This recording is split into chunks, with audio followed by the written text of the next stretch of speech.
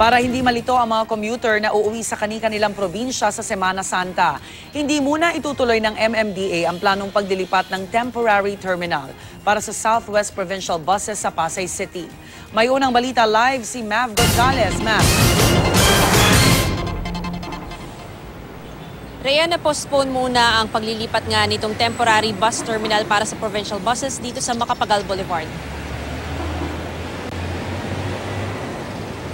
Ipinagpaliban muna ng MMDA ang planong paglilipat ng temporary terminal ng Southwest Provincial Buses sa Pasay City.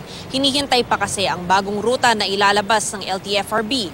Baka rin daw malito ang mga pasaherong papunta ng Cavite at Batangas sa darating na mahal na araw na nakasanayang sa Uniwide Coastal Mall ang terminal.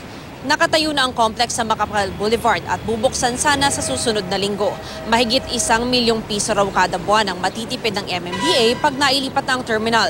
Bukod sa 17 loading slots at 11 unloading slots para sa provincial buses, 6 na loading bays para sa city buses din ang ilalagay rito. Samantala, 1,100 special permits na ang ipinamigay ng LTFRB sa mga bus companies para mapunan ang kakulangan ng provincial buses sa paparating na Holy Week. Pinag-aaralan na rin ngayon ang posibleng pag-lift ng moratorium laban sa bagong bus franchises pa probinsya.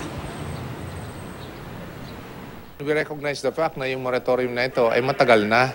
Kaya nga we have been studying this and we're already at the tail end of a new policy that the Department of Transportation will be issuing.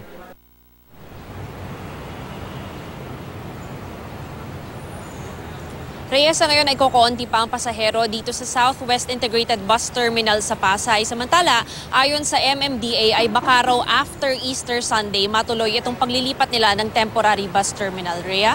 Maraming salamat, Mav Gonzalez.